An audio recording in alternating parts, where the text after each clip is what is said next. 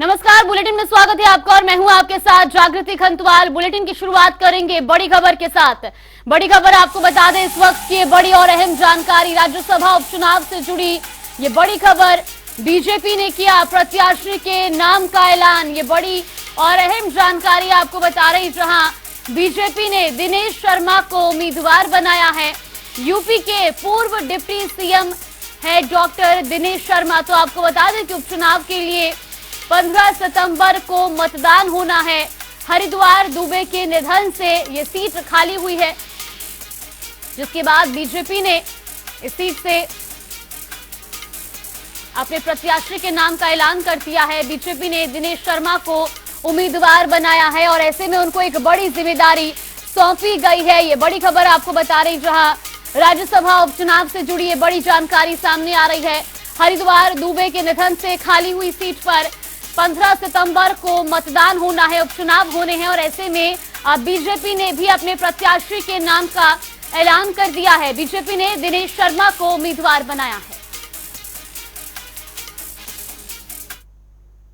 और इसी बीच रुक करेंगे अगली बड़ी खबर की ओर। बड़ी खबर आपको बता दें, ये बड़ी और अहम जानकारी, भाजपा अध्यक्ष ओपी राजभर का बयान सामने आया है। ये बड़ी और अहम जानकारी आपको बता दी, जहां शिवपाल यादव को लेकर ओपी राजभर ने बयान देते हुए कहा कि जल्द ही बीजेपी ज्वाइन करेंगे शिवपाल यादव। ये बड़ी खबर और बड़ी अपडेट आपको बता रही, जहां उन्होंने कहा कि महाराष्ट्र की तरह यूपी में भी विपक्ष टूटेगा।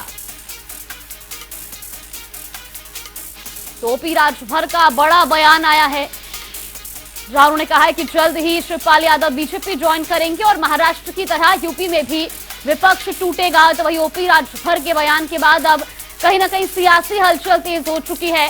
शिवपाल यादव को लेकर ओपी राजभर ने बयान देते हुए कहा कि वो जल्द ही बीजेपी ज्वाइन करेंगे और महाराष्ट्र की तरह यूपी में भी विपक्ष टूटेगा। फिर मैं कह रहा हूं कि विधानसभा के अंदर 2 घंटे 12 मिनट के पूरे भाषण में माननीय योगी आदित्यनाथ जी के 27 बार उन्होंने शिवपाल जी से कहा कि जल्दी करो, देरी न करो, नहीं तो विलंब हो जाएगा, तब कुछ नहीं बचेगा। ये बार बार उन्होंने 27 बार उनको कहा। तो जब वो हमारे तरफ देखे तो हमने कहा, इशारा किया तो कहा नहीं घबराओ नहीं, हम आ जाएंगे।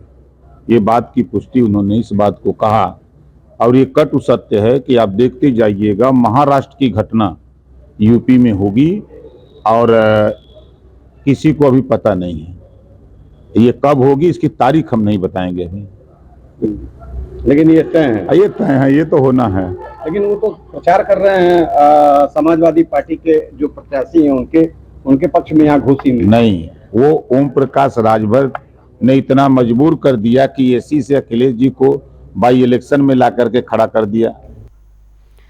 तो वही हमारे साथ भाजपा प्रवक्ता अरुण राजभर जुड़ गए हैं। बहुत बहुत स्वागत है आपका जनता टीवी पर। देखिए, जिस तरीके से अब ओपी राजभर बयान देते हुए नजर आए हैं कि शिवपाल यादव जल्द ही बीजेपी ज्वाइन करेंगे, तो कब ज्वाइन करवा रहे हैं फिर उन्हें बीजेपी? देखिए, टाइम आएगा तो वो ज्वाइन कर लेंगे और जिस तरीके से बार बार वो इस बात को जाहिर भी करते, अभी कल ही उन्होंने कहा कि हमारे माननीय मुख्यमंत्री से अच्छे संबंध है और हमारी हमेशा बातें होती है। और पूर्व में भी जब वो समाजवादी पार्टी से भगाए गए थे तब भी भारतीय जनता पार्टी के संपर्क में कई बार वो प्रयास किए जाने के लिए, लेकिन संगठन के लोगों ने बहुत गंभीरता से उस पर चर्चा नहीं किया। और लेकिन अब धीरे धीरे बातें कहीं तो हुआ रही है और समय आएगा, नजदीक आने दीजिए, चुनाव कोई घोषित बीत जाने दीजिए, उसके बाद देखिएगा कि नजारा बदलता हो। समाजवादी पार्टी के बहुत सारे नेता साथ छोड़ करके एनडीए गठबंधन के साथ दिखाई देते। देखिए, जिस तरीके से ये बड़ा बयान ओपी राजभर जी की तरफ से दिया गया है और ऐसे में एक तरफ आप लोग का कहना है कि वो जल्द ही बीजेपी ज्वाइन कर सकते हैं, लेकिन दूसरी तरफ वो तो अपने सपा प्रत्याशी के लिए घोषी उपचुनाव में भी प्रचार प्रसार करने के लिए पहुंच रहे हैं। हेलो जी बिल्कुल, आवाज मिल रही है आपको मेरी? हाँ बताइए क्या कर रहे हैं? देखिए, मैंने कहा एक तरफ आप तो जो है ये दावा कर रहे हैं कि वो जल्द ही बीजेपी ज्वाइन करेंगे, यूपी में भी विपक्ष टूटेगा, लेकिन दूसरी तरफ घोषी उपचुनाव की बात की जाए तो वो तो वहां पर प्रचार प्रसार करने के लिए पहुंच रहे हैं, प्रत्याशी के समर्थन में मत की अपील कर रहे हैं। देखिए, वो प्रचार प्रसार खाली खुदा की भर्ती में शामिल होने के लिए बस अपनी फॉर्मेलिटी पूरा कर रहे हैं वो अपने कार्यकर्ताओं को खुद ही कह रहे हैं कि समाजवादी पार्टी को वोट नहीं करना है, भारतीय जनता पार्टी को वोट करना है, और वो घूम घूम कर कई लोगों के यहाँ कहे हैं। तो इससे साफ जाहिर होता है कि जो सपा को नहीं पसंद कर रहा है तो वो बीजेपी को इशारा कर दिए हैं बीजेपी को वोट करने के लिए, और कमल का बटन दबाने की बात किए हैं। और उससे पूरे प्रदेश में ये उन्होंने खुद ही सदन में स्वीकार किया है प्रदेश की जनता के सामने कि हमारा मोदी जी से अच्छा संबंध है, योगी जी से अच्छा संबंध है, और प्रदेश में हम अच्छे संबंध निभाना जानते हैं। तो सही सही है, आगे क्या हो रहा है देश प्रदेश में वो भी जान रहे हैं कि सपा कोई भविष्य नहीं है। श्री अखिलेश यादव जी हमको अपने दल के साथ खड़ा करके हमको धोखा दे दिए हैं, हमारा पीएल भी मिटवा दिए, हमारे संगठन में अपने पदाधिकारियों को जिम्मेदारी भी नहीं दिए, सिर्फ और सिर्फ गुमराह करने का काम किया। तो ये साबित हो गया कि श्री शिवपाल यादव जी भी अपने आप को महसूस कर रहे हैं कि हमारे साथ गलत हुआ है। कहीं न कहीं वो अपने महसूस करते हुए वो बीजेपी के साथ आने का एक मन बना रहे हैं। समय आएगा तो वो बीजेपी के साथ दिखेंगे और बहुत सारे विधायक को लेकर के साथ दिखेंगे। अच्छा अरुण राजभर जी, आखिरी में एक और प्रश्न आपसे करना चाहूंगी। जिस तरीके से उनका अभी हाल ही में बयान आया था कि उनकी मुख्यमंत्री जी से काफी अच्छी बातचीत है, अब ये भी आपसे जानना चाहेंगे कि जो ये बयान दिया गया है कि जल्द ही वो बीजेपी ज्वाइन कर सकते हैं, ये आपके भी सूत्रों के हवाले से आपको भी जानकारी मिली है या फिर आपकी भी उनसे अच्छी खासी बातचीत है? देखिए, संबंध हमारे भी बहुत अच्छे हैं और हमेशा मिलना जुलना होता है। अभी देखा सदन में बैठे थे तो एक दूसरे से बहुत अच्छे मुलाकात हुई, बात हुई, तो बातों से पता चल जाता है कि व्यक्ति का मिजाज किधर जा रहा है। और हम तो खुद ही कई बार मुलाकात किए थे, देखे थे कि वो हमेशा से सपा अध्यक्ष श्री अखिलेश यादव जी को कहते थे कि इनको राजनीति करने का तरीका नहीं पता है, राजनीति का अनुभव सही नहीं है इनका, और हमेशा से गलत लोगों के संपर्क में रहते हैं। उन्होंने खुद ही स्वीकार किया है। तो जो आदमी स्वीकार कर रहा है तो कहीं न कहीं वो अपने आप को बेहतर महसूस करने के लिए विकल्प तो खोजेगा ही, और विकल्प की तलाश में बीजेपी उनको दिख रही है। और अगर कल मोदी जी योगी जी बुला लें तो परसों ज्वाइन कर लेंगे। तो ये उनके ऊपर निर्भर करता है वो कब सपा छोड़ते हैं, कब बीजेपी के साथ आते हैं, वो खुद ही डिसाइड करेंगे। लेकिन ये तय है कि सपा में उनका मन नहीं लग रहा है। बिल्कुल। और अरुण राजभर जी देखिए, अब ये बयान तो आप लोगों की तरफ से दे दिया गया है कि जल्द ही वो जो है बीजेपी ज्वाइन करेंगे, लेकिन अगर शिवपाल यादव एनडीए में शामिल होते हैं या बीजेपी ज्वाइन कर लेते हैं तो फिर कितनी मजबूती मिलेगी पार्टी को? देखिए, अब ज्वाइन कर ले तब बताया जाए कितनी मजबूती मिलेगी। अभी तक तो एनडीए वैसे ही बहुत मजबूत है जी। जाहिर से बहुत जो लोग आएंगे और मजबूत पार्टी होगी, और मजबूत होगी तो आगे काम होगा। बिल्कुल। चलिए, बहुत बहुत धन्यवाद आपका हमारे साथ जुड़ने के लिए और अपना कीमती समय हमें देने के लिए। ये बड़ी खबर आपको बता रही, जहां ओपी राजभर ने बड़ा बयान देते हुए कहा है कि महाराष्ट्र की तरह यूपी में भी विपक्ष टूटेगा। आपको बता दें कि उन्होंने अपने बयान में कहा है कि जल्द ही शिवपाल यादव बीजेपी ज्वाइन करेंगे, जिसके बाद कहीं ना कहीं अब सियासी हलचल भी तेज हो चुकी है। और अभी वक्त चला एक छोटे से ब्रेक का। ब्रेक के बाद जल्द हाजिर होंगे।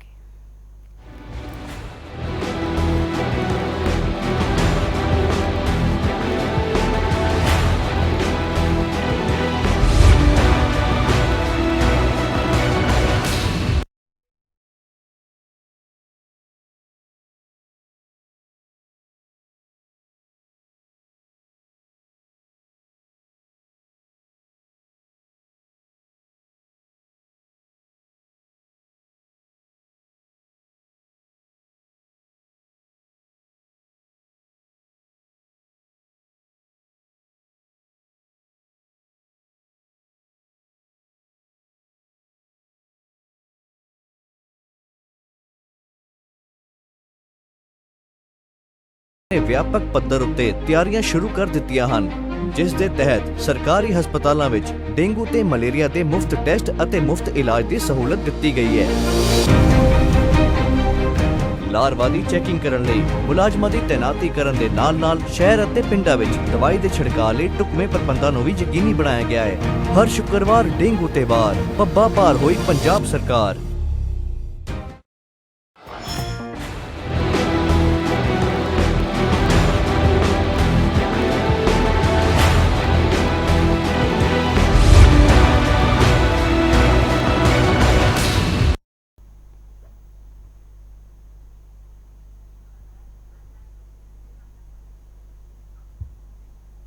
ब्रेक के बाद स्वागत है आपका। रुख करेंगे खबरों की ओर। देश में होने वाले अगले लोकसभा चुनाव में ज्यादा समय नहीं बचा है।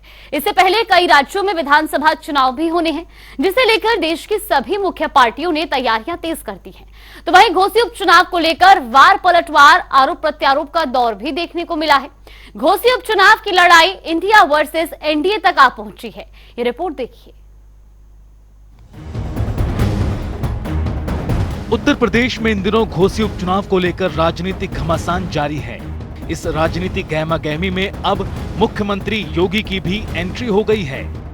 गौरतलब है कि पहले ही भाजपा के कई कद्दावर नेता घोसी में डेरा डाले हुए हैं। डिप्टी सीएम केशव प्रसाद मौर्य, ब्रजेश पाठक दारा सिंह को जिताने के लिए जी जान से लगे हुए हैं। सुभाषपा के राष्ट्रीय अध्यक्ष ओपी राजभर और निषाद पार्टी प्रमुख डॉक्टर संजय निषाद अपने पूरे कुनबे के साथ घोसी के गांव-गांव की गलियां छान रहे हैं और अपने समाज को एकजुट कर रहे हैं। मोदी जी के नेतृत्व में भारत आज दुनिया की एक महाशक्ति बनने की ओर अग्रसर है। लेकिन जहां एक और मोदी जी विकास की बात करते हैं, भारत की समृद्धि और सुख की बात करते हैं, भारत के अंदर बिना भेदभाव के प्रत्येक नागरिक के उत्थान की बात करते हैं, सबका साथ, सबका विकास, सबका प्रयास और सबके विश्वास की बात करते हैं, बिना भेदभाव के शासन की योजनाओं का लाभ हर गांव, हर गरीब, हर किसान, हर नौजवान, हर माता बहन को और हर श्रमिक तक पहुंचाने का कार्य कर रहे हैं। वहीं दूसरी ओर देश के साथ दगाबाजी करने वाले दंगाबाज लोग मोदी जी को रोकने के लिए अनेक षड्यंत्र करते हुए दिखाई देते हैं। तो वहीं साइकिल से उतरकर कमल खिलाने को बेकरार बीजेपी प्रत्याशी दारा सिंह चौहान भी पुराने खिलाड़ी हैं। वो जानते हैं कि मुकाबला कड़ा है। समाजवादी पार्टी की तरफ से लगातार कड़ी टक्कर मिल रही है, इसलिए उन्होंने भी अपने पूरे तंत्र को एक्टिव कर दिया है। चौहान जानते हैं कि जरा सी भी चूक उनके लिए भारी पड़ सकती है। समाजवादी पार्टी की तरफ से चाचा शिवपाल ने मोर्चा संभाला हुआ है। वो लगातार मैदान में डटे हैं। चाचा शिवपाल ने कसम खाकर ही जाहिर कर दिया कि कैसे उन्होंने घोसी के चुनाव को अपनी प्रतिष्ठा का सवाल बना लिया है। शिवपाल ने कसम खाई है कि जब तक अपने प्रत्याशी सुधाकर सिंह को वो जिता नहीं देंगे तब तक घोसी छोड़कर नहीं जाएंगे। सपा प्रमुख अखिलेश यादव ने भी अपनी चुनावी जनसभा कर बीजेपी को ये संकेत दे दिया कि मामला कहीं से भी 19 नहीं है। आइए आपको बताते हैं घोसी से कौन सा दल कितनी बार जीता। भारतीय कम्युनिस्ट पार्टी 4 बार, भारतीय जनता पार्टी 4 बार, कांग्रेस 3 बार, सपा 2 बार और बसपा भी 2 बार। तो वहीं जनता पार्टी 1 बार, लोक दल 1 बार और जनता दल 1 बार। घोसी का जातीय समीकरण क्या है? कुल मतदाताओं की संख्या 4,30,393, पुरुष मतदाता 2,31,545, महिलाओं की संख्या 1,98,848, दलित मतदाताओं की संख्या 60,000, चौहान मतदाताओं की संख्या 45,000, मल्लाह 70,000, यादव 40,000, शिया 45,000, सुन्नी 35,000, राजभर 35,000, भूमिहार 35,000 और अक्षत्रिय मतदाताओं की संख्या 40,000 है। माना जा रहा है कि इस चुनाव में यह भी तय हो जाएगा कि बीजेपी का पसमानदा फॉर्मूला कितना कारगर साबित हो रहा है, क्योंकि घोसी सीट पर 90,000 मुस्लिम मतदाताओं में से करीब 70,000 मुस्लिम मतदाता ऐसे हैं जो पसमानदा समाज से हैं। और अगर 2022 के विधानसभा चुनाव की बात करें तो सपा उम्मीदवार दारा सिंह चौहान को 1,08,430 वोट मिले। बीजेपी उम्मीदवार विजय राजभर को 86,214 वोट मिले। बसपा उम्मीदवार वसीम इकबाल को 54,248 मत मिले थे। कहा जा रहा है कि घोसी का ये उपचुनाव लोकसभा चुनाव के सेमीफाइनल के तौर पर भी देखा जा रहा है और यही कारण है कि भारतीय जनता पार्टी और सपा ने अपने अपने उम्मीदवार को जिताने के लिए पूरी प्रचारकों की फौज उतार रखी है। समाजवादी पार्टी ने जहां इस सीट पर अखिलेश यादव, शिवपाल जैसे दिग्गज प्रचारकों को मैदान में उतारा हुआ है, तो वहीं भाजपा की तरफ से मुख्यमंत्री योगी, दोनों उप मुख्यमंत्री, कई मंत्री, निषाद पार्टी और सुभाषपा के प्रमुख अपने कार्यकर्ताओं के साथ चुनाव प्रचार अभियान में जुटे हुए हैं।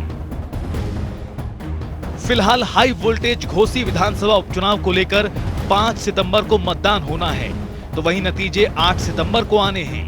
अब देखना यह होगा कि घोसी की जनता दारा सिंह चौहान का कमल खिलाती है या फिर साइकिल पर सवार होकर सुधाकर सिंह को लखनऊ भेजती है। स्पेशल डेस्क, जनता टीवी। आगरा के शमशाबाद रोड पर हिंदूवादी संगठन राष्ट्र हिंदू परिषद के अध्यक्ष गोविंद पराशर अनिश्चितकालीन धरने पर है। दरअसल गोविंद पराशर अपने क्षेत्र में विकास न होने की वजह से धरने पर बैठे हैं। इन सबको लेकर हमारी संवाददाता ममता भारद्वाज ने गोविंद पराशर से खास बातचीत की है। क्या कुछ उन्होंने कहा, आइए आपको सुनवाते हैं। भले ही योगी सरकार विकास के लाख दावे करती हो, लेकिन अगर बात करें आगरा की, तो आगरा के छावनी क्षेत्र में विकास के नाम पर ढाक के 3 पात देखने को मिल रहा है और विकास के नाम पर पूरा का पूरा गोलमाल है। ये बात मैं इसलिए कह रही हूँ कि यहाँ आगरा के छावनी क्षेत्र से राष्ट्रीय हिंदू परिषद भारत, जो एक हिंदूवादी संगठन है, उसके राष्ट्रीय अध्यक्ष गोविंद पराशर के द्वारा आज अनिश्चितकालीन धरने पर बैठा गया है। मैं बात कर लेती हूँ, मेरे साथ गोविंद पराशर मौजूद है। किन किन मुद्दों को लेकर आज ये धरने पर बैठे हैं? गोविंद जी, क्या क्या समस्या है आपकी? समस्या बहुत सारी है। 2024 का चुनाव भी निकट है, उसको भी हमें जीतना है। उन्हें हमें प्रधानमंत्री बनाना है अपने योगी जी, मोदी जी को। उसको लेके आज हमारे विधायक, सांसद, मेयर सारे मौज मस्ती में बैठे हुए हैं। आज आप देख सकते हैं कि राजपुर की जो छावनी विधायक क्षेत्र आता है, जिसमें ना तो नाले बने, ना पानी की कोई व्यवस्था का समाधान हुआ, ना गंगा जल की व्यवस्था हुई। गैस कनेक्शन दे दिए लेकिन ना गैस कनेक्शन अभी चालू हुए। आप देख सकते हैं किस तरह से यहाँ की जनता बहुत आए दिन परेशान है। आप देख सकते हैं नाले चौक पड़े हुए हैं। पता नहीं विधायक जी क्या कर रहे हैं। आगरा तो स्मार्ट सिटी है नेताजी। अगर स्मार्ट सिटी होता, मैं अपने क्षेत्र की बात कह रहा हूँ, स्मार्ट सिटी होगा उस क्षेत्र में होगा, लेकिन अपने क्षेत्र में जो छावनी विधायक क्षेत्र है उसमें कोई वो तो कह रहे हैं कि स्मार्ट सिटी है। मैं तो इसको क्या कहूँगा, मैं कह भी नहीं सकता, वो क्षेत्र है ये। इसके लिए मैं बोलना चाह रहा हूँ, अगर जी धर्मेश जी हमारा अगर धरना ख़त्म कराना चाहते हैं तो इससे पहले मेरे जो काम हैं उनका समाधान करें। समाधान नहीं चाहिए, मुझे काम चाहिए, क्योंकि पूरा आले से नीचे से लेकर ऊपर आला अधिकारी तक हमारे हैं। जैसे पार्षद हमारे, विधायक हमारे, सांसद हमारे, मंत्री हमारे, उसके बाद भी काम हमारा क्यों नहीं है? काम भी हमारा होना चाहिए। काम नहीं होगा तब तक धरना जारी रहेगा। क्या मानते हैं कि विकास के नाम पर क्या कहना चाहिए कि विकास नहीं हुआ, तो उसको किस तरह से देखते हैं आप, किस नजरिए? हाँ, विधायक विकास होता तो मैं धरने पे बैठने में मजबूर होता।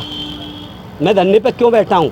आज लोग कह रहे हैं सरकार अपनी सरकार में धरने पे बैठा हूँ। मैं विकास के लिए मैंने अपने विधायक बनाए थे कि शायद मेरे क्षेत्र का विकास होगा और मेरी जनता का काम होगा। लेकिन 7 साल में हम तो ये कहते हैं कि देश चांद पे पहुंच गया। विधायक जी 7 साल में अपने क्षेत्र में नहीं आए, किसी जनता के बीच में नहीं बैठे, ना किसी अपने कार्यकर्ताओं के बीच में बैठे। बिल्कुल, देखिए मेरे साथ यहाँ हिंदूवादी संगठन राष्ट्रीय हिंदू परिषद के राष्ट्रीय अध्यक्ष थे। उन्होंने साफ तौर से कह दिया, भले ही देश चांद पर पहुँच चुका है, लेकिन अगर आगरा की बात करें तो आगरा की छावनी विधानसभा में अभी देखने को ढाक के 3 विकास के नाम पर ढाक के 3 पात देखने को मिल रहा है। अब देखने वाली बात है क्या इनके अनिश्चितकालीन धरने को लेकर क्या इनकी समस्या का समाधान करने के लिए विधायक जी यहाँ इनके धरना स्थल पर आते हैं। अपने सहयोगी मुकेश के साथ ममता भारद्वाज, जनता टीवी आगरा। और रुक करेंगे 4 मिनट में 18 मंडल की खबरों का। मोटर खोलने के लिए बोरवेल में घुसे 5 लोग, 2 की दम घुटने से मौत, 3 बेहोश। कानपुर में बर्थडे पार्टी के दौरान चली गोली लगने से युवक घायल, मामले की जांच में जुटी पुलिस।